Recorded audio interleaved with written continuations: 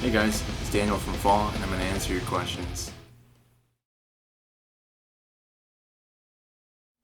I first picked up the guitar when I was about 14 and I was in 8th grade. I didn't really take it too seriously, and then I took some lessons with a guy named Jason Spradley who really showed me some ideas about lead playing, and he showed me bands like Iron Maiden and Judas Priest. I continued to study guitar in high school, and then later I pursued a music degree at the university. For guitars lately in our band, I've been using Ernie Ball Music Man guitars, specifically the JP16. Check out this bad boy. This right here is a machine. Now we tuned to B standard, and this with the Floyd really holds the tuning stability really well. I really enjoy it. Check out the neck on that thing, a beautiful roasted maple neck. The smoked ebony board, fantastic guitar. For amps, I like to use Mesa Boogie cabs, and I use several different pedals, mainly delay, some reverb. Sometimes I'll throw some chorus in there. I like the TC electronic stuff. And for picks, we use only the best for the sickest licks, and that's Swiss picks. So check these guys out if you haven't yet. These are the new Jason Becker picks. Really good stuff, really solid. Have a nice grip, very excellent texture to them. Great for sweep picking, alternate picking, all that shred good stuff. I'd say at an early age, although I was inspired by many, the first guy that really showed me true dedication and what it took to be an incredible musician was probably Chuck Schuldiner from Death. What a guy. I mean, I'm a huge Death fan. From the songs to Chuck's playing to really just his outlook on life. He was a huge inspiration and still is to this day through his lyrics and his amazing guitar playing and just the legacy that Death has. Nowadays, I like so many different players, but I would say if I had to pick three guys, the top three guys that really influenced me, I'd have to go with number one being John Petrucci. Number two, I'd probably go with Kiko Laredo. And number three, Michael Romeo of Symphony X. Those three guys, to me, are really the guys that have shaped me into the guitar player I am today. From technique to songwriting to riff writing to really just overall inspiration. My first concert was actually Third Eye Blind. Yep, I used to be into alternative rock before metal. My first metal show, I'll never forget though, was actually Slayer and In Flames. Oh man, the first time I heard In Flames and I heard those Swedish riffs, it just changed my life. And I knew I was destined for metal.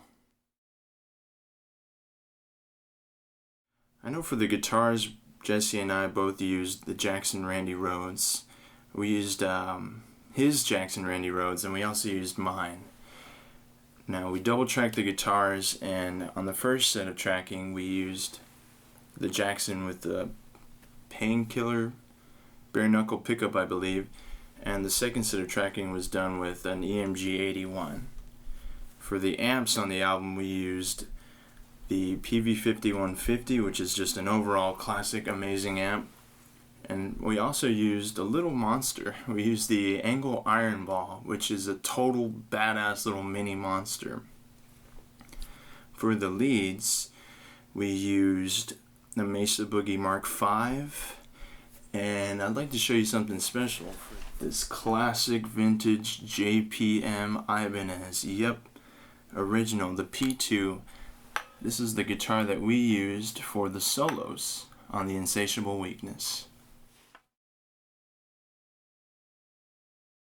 I would say really early on my roots were through Metallica, and then I wanted heavier, so then I discovered Pantera.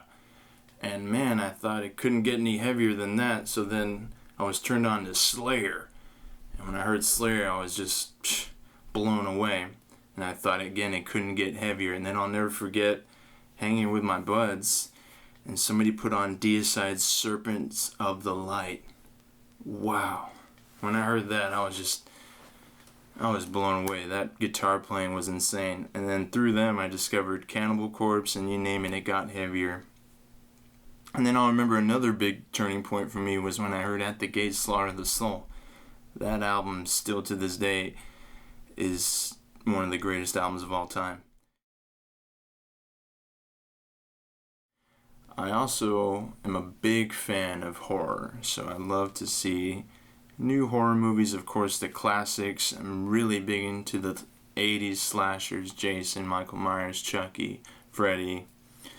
And also, I'm into collecting figures, so I've got a nice collection of Alien and Predator figures, Terminator, so I'm big into sci-fi as well. And let me show you one. Here's a little xenomorph from the game Alien Isolation. If you played that game, it's pretty terrifying.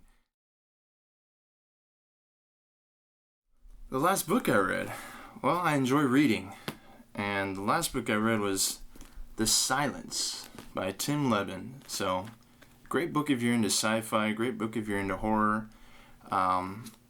Has an interesting plot to it, sort of kind of an apocalyptic type story with sort of the end of days, but these creatures, I don't want to spoil it, but these creatures that sort of live in this deep, dark cave are finally discovered and exposed.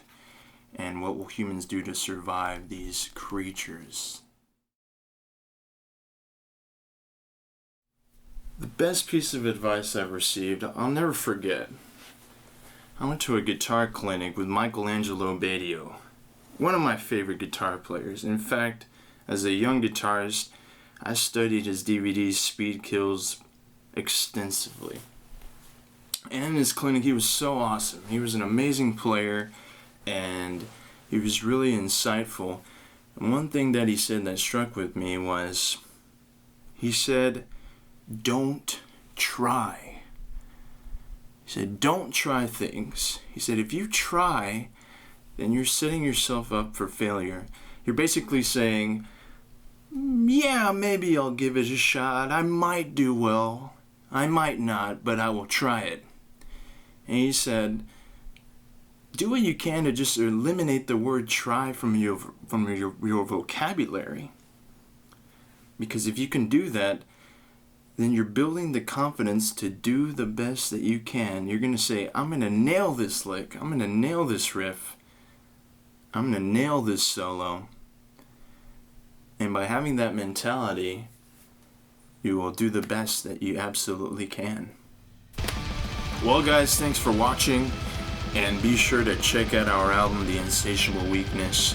Make sure to check out Swiss Picks as well. And I will see you guys soon. I'm going to get to practicing. Take care.